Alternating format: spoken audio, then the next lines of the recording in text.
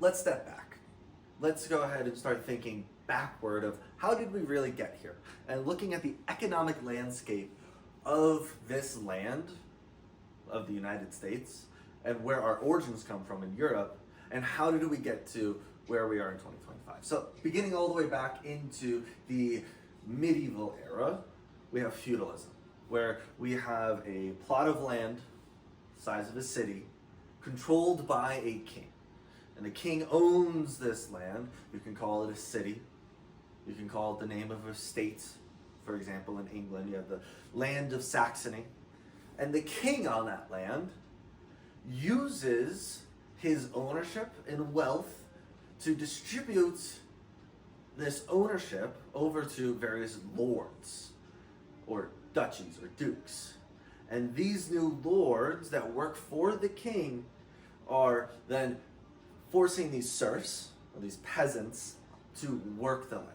You have owners of the land forcing the people at the bottom to work the land, whether they're tilling for food, whether they have the domestication of animals, or various extracting resources of getting coal or steel or iron out of the ground. So the government, or not the government, the king who creates the government in their state or city is the king and the owner of all the land. And we have lords that own various sections of that land, who therefore then own the serfs that work onto that land. That is feudalism, where the landowners own the land and rule everything on that land. Starting in the 1700s with Adam Smith's creation of a new system that we call capitalism. And essentially what capitalism is, instead of having a king own the land, you have the landowner become now the factory owners. Whether they own the factories or own the farms or own the various mines.